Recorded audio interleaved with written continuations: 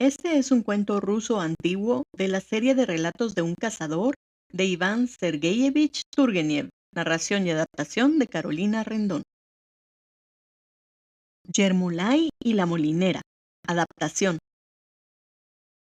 Por la noche, en compañía del cazador Yermolai, uno llega a comprender lo que significa realmente la espera, pero es posible que no todos lo sepan. Escuchad.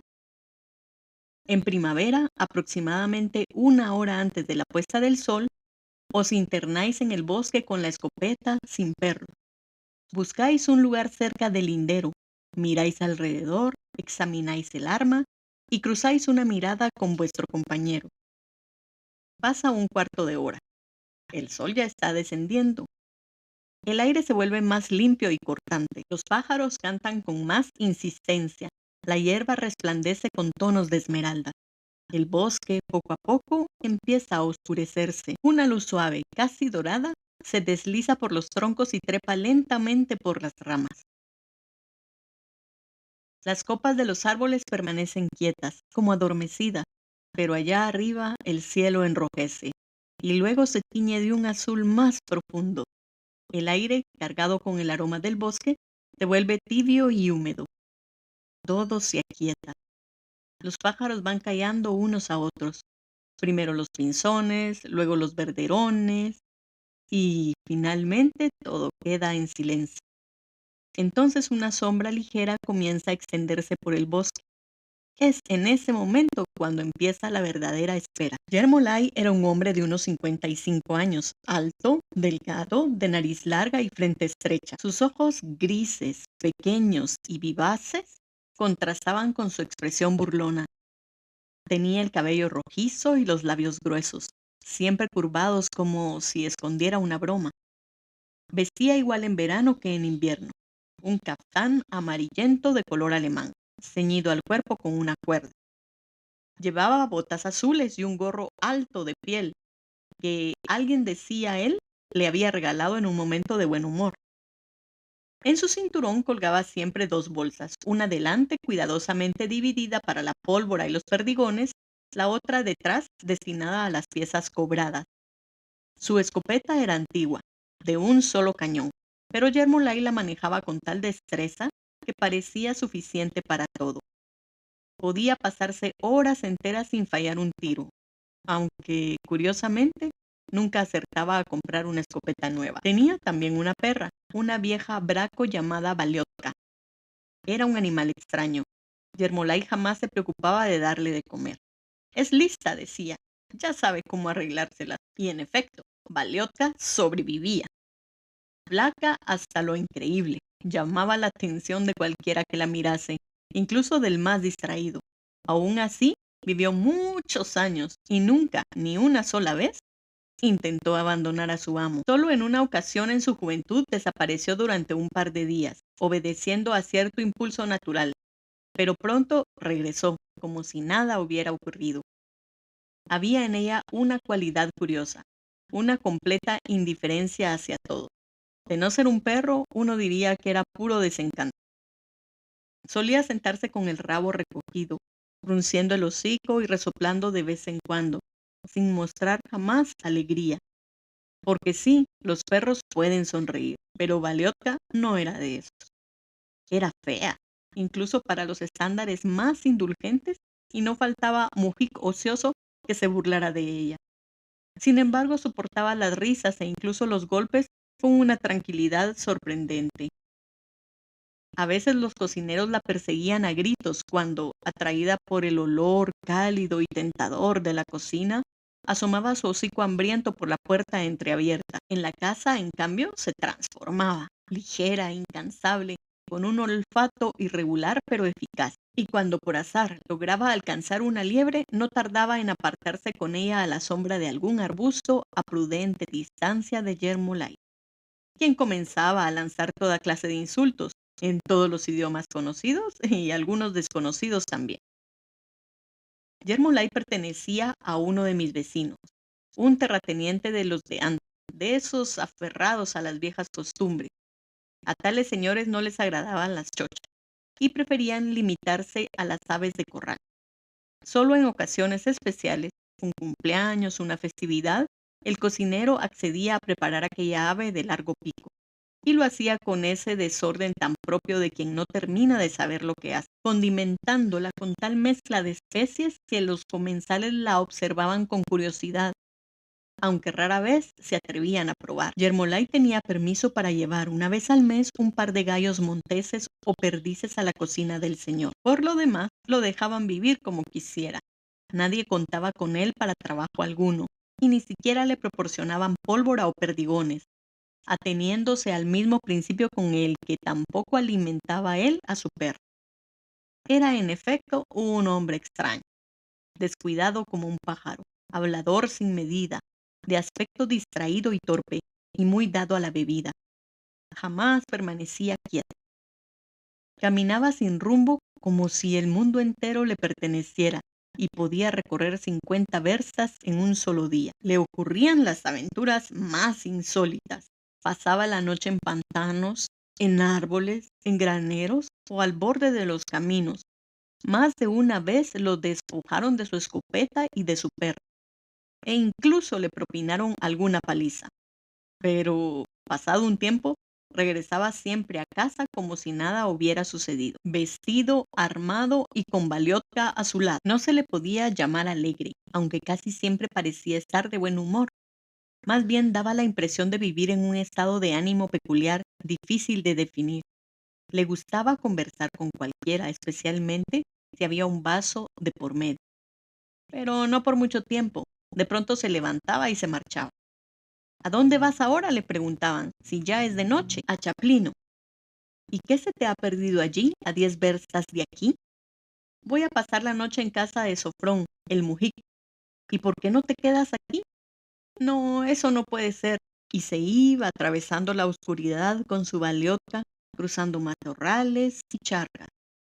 Pero el mujico, Sofrón, no solo le abría la puerta, sino que lo recibía con gusto como a un viejo conocido. Fue a ese hombre a quien tomé como compañero de casa. Con él me dirigí a apostarme en el gran bosque de abedules a orillas del río Ist. Son muchos los ríos de Rusia que, como el Volga, tienen una orilla elevada y la otra cubierta de espesura. Así ocurre también con el Ist. Ese pequeño río sigue un curso caprichoso lleno de vueltas inesperadas.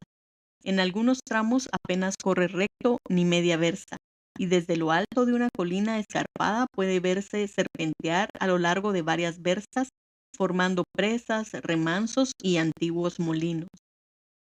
El Ist es rico en peces, que los lugareños capturan con la mano bajo la maleza durante el verano. A lo largo de sus orillas pedregosas brotan manantiales claros y fríos. Pequeñas becadas cruzan silbando y patos salvajes nadan entre las aguas tranquilas vigilantes.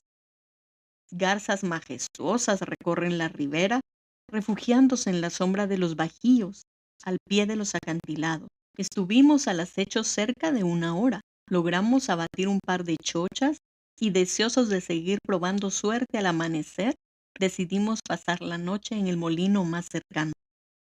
Salimos del bosque y descendimos la colina. El río corría con un suave esplendor azulado y el aire denso estaba cargado de rocío nocturno. Llamamos a la puerta. El perro acudió de inmediato. ¿Quién anda ahí?, gritó una voz ronca, medio dormida. Cazadores, queremos pasar la noche. No hubo respuesta. Pagaremos, añadimos. Voy a avisar al amo, murmuró la voz. ¡Callad, malditos! ¿Queréis que os oigan? Oímos cómo entraba en la isba y poco después regresó. No, el amo no quiere dejaros pasar. ¿Y eso por qué? Dice que teme a los cazadores, que pueden prender fuego al molino. ¿Traéis pólvora? ¡Qué disparate! Pues así ardió el molino el año pasado. Unos tratantes de ganado se quedaron a dormir aquí y nadie sabe cómo empezó el fuego. Bueno, amigo, nos vamos a quedar aquí en la puerta. Ya os lo he dicho. Y nos dio la espalda, alejándose con pasos pesados. Desde allí hasta la aldea había 2 verstas. Quedémonos aquí, propuse. Pasemos la noche en el corral. La noche era templada, y por unas monedas el molinero acabaría por traernos algo de paja. Accedió Yermolay refunfuñando. Volvimos a llamar la puerta. ¿Qué quieren ahora?, gruñó el bracero. Ya les he dicho que no se puede. Le explicamos nuevamente nuestras intenciones. Fue a consultar con el amo y regresó poco después. Al cabo de un momento apareció el molinero, un hombre alto, de rostro ancho y abultado, con el cuello grueso y una panza prominente. Tras mirarnos con desconfianza, terminó por ceder. A unos 100 pasos del molino había un cobertizo abierto por todos lados. Llevamos allí paja y heno. El bracero colocó un samovar junto al río y, agachado, sopló con fuerza en el tubo para avivar las brasas. La luz del fuego iluminaba su rostro joven. El molinero fue a despertar a su mujer y me invitó a dormir en la isba, pero preferí quedarme al raso. No tardaron en traernos leche, huevos, patatas y pan. El samovar hirvió pronto y nos pusimos a tomar el té. Del río se levantaba una ligera neblina. No hacía viento. En torno a la rueda del molino se oían murmullos apagados. Caían gotas y el agua se filtraba lentamente por las compuertas. Encendimos una fogata. Mientras Yermolay asaba unas patatas entre las brasas, yo me quedé dormido. Un leve cuchicheo me despertó. Alcé la cabeza.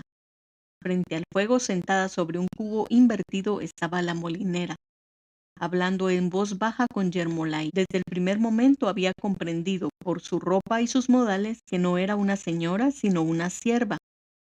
Pero entonces pude observar bien su rostro. Tendría unos 30 años.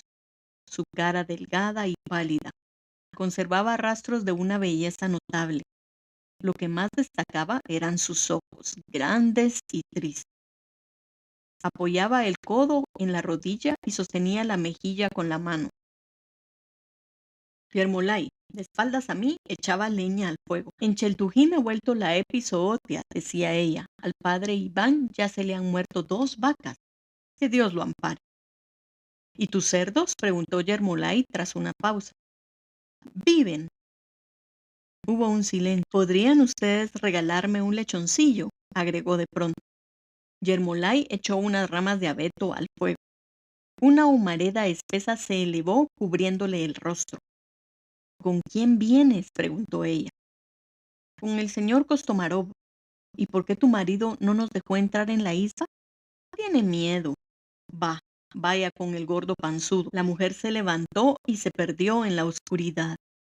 Yermolay comenzó a tararear en voz baja. Para ir a ver a mi novia me quitaba los zapatos. Arina volvió con una botellita y un vaso.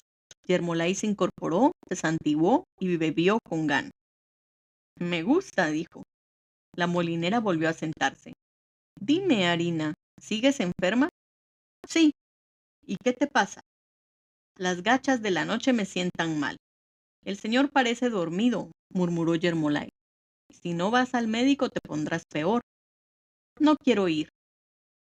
Entonces ven a verme a pasar un rato.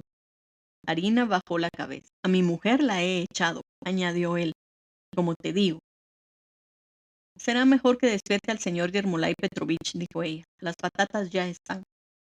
Déjalo dormir, respondió él con indiferencia. Ha caminado mucho hoy. Yo me moví entre el heno. Yermolay se levantó y se acercó a mí. Las patatas ya están. Sírvanse. La molinera se levantó del cubo y parecía querer irse, pero la detuve. ¿Hace mucho que tienen este molino? 2 años desde la Trinidad. ¿Y su marido de dónde es? Arina fingió no oír. ¿De dónde es tu marido?, repitió Yermolay. De Believ. Es burgués de allí. ¿Y tú también eres de Believ?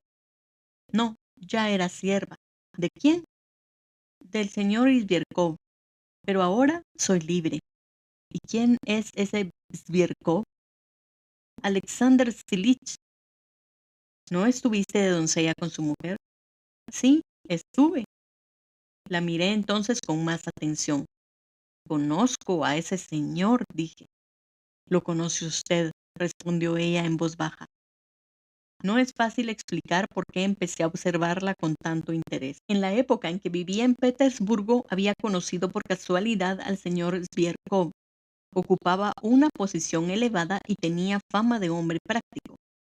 Estaba casado con una mujer gruesa y llorosa, y tenían un hijo mimado.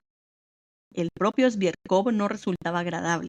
Rostro ancho, casi cuadrado, ojos pequeños y astutos, nariz grande y afilada, labios finos que no dejaban de sonreír. Solía estar de pie con las piernas abiertas y las manos en los bolsillos. Recuerdo que una vez salimos juntos en coche a las afueras de la ciudad. Conversamos y, como hombre experimentado que era, no tardó en comenzar a instruirme. «Fíjese usted», me decía, «hay que ser justo. Nunca tuve una doncella como aquella. Era dócil, aplicada, cumplía con todo. No le faltaba de nada. Comía bien, vestía bien. Mi mujer incluso la mimaba. 10 años estuvo a su servicio». Hizo una pausa como si recordara algo que aún le incomodaba. Y de pronto, una mañana, entra en mi gabinete sin pedir permiso y se me echa a los pies. Se lo confieso, no puedo soportar esas cosas. El hombre no debe olvidar su dignidad. ¿No le parece? «¿Qué te pasa?», le pregunté entonces qué le había dicho. «Batiushka Alexander Stilich, tengo que pedirte un favor». «¿Qué favor?» «Deme permiso para casarme». Zvierkov sonrió con frialdad. Me quedé como quien oye un disparate. ¿Casarse? ¿Y quién iba a ocupar su lugar? Mi mujer no quería doncellas casadas, eso es bien sabido. «Seguiré sirviendo como hasta ahora», insistió ella. «Un desatino», continuó él. «No es posible». Se encogió de hombros. Le confieso que me irritó. No hay nada que me subleve tanto como la ingratitud. No dije nada a mi mujer, ya sabe usted cómo es, un ángel. Eché a harina. Pensé que se le pasaría. Guardó silencio un instante y luego añadió. Pero a los 6 meses volvió, otra vez con la misma petición. Su voz se endureció. Entonces la eché definitivamente. La envié a la aldea y asunto concluido. Suspiró como si con eso quedara todo justificado. ¿Y qué cree usted? Tiempo después viene mi mujer llorando, fuera de sí. Me habla de un escándalo. Se inclinó un poco hacia mí. ¿Sabe usted con quién? Hizo una pausa. Con Petrushka, el lacayo. Aquello me dejó perplejo, pero él continuó como si relatara un hecho sin importancia. No soy hombre de medias tintas. A él se le puede castigar, pero la culpa era de ella. Ordené que le cortaran el pelo, que la vistieran como correspondía y la mandé lejos. Se enderezó. En una casa decente no se pueden tolerar esas cosas. Hay que cortar el mal de raíz. Luego, como si quisiera convencerse a sí mismo, añadió. Mi mujer se había encariñado con ella, pero en fin, ¿qué se le va a hacer?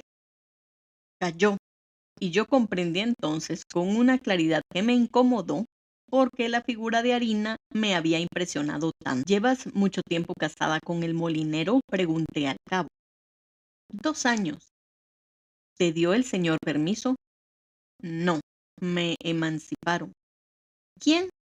Savely Alexeich. ¿Quién es ese? Harina dudó un instante. Mi marido.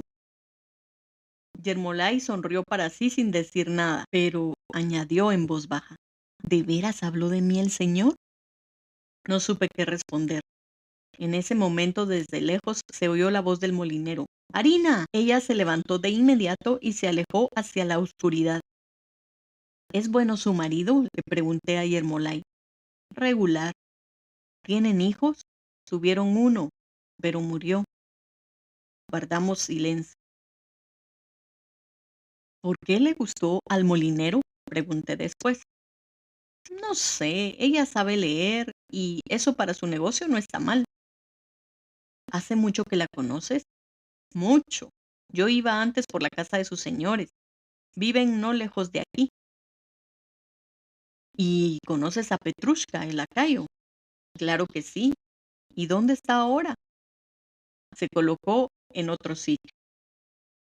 Volvimos a quedarnos en silencio. ¿Sigue enferma?, pregunté finalmente. ¿Qué va?, respondió Yermolai. Mañana tenemos que madrugar, dormirá bien. En ese momento, una bandada de patos salvajes pasó sobre nosotros, silbando en la oscuridad. Se oía el río cercano. La noche se había vuelto más fría, y en el bosque resonaban los trinos del ruiseñor. Nos tendimos sobre el heno y nos dormimos.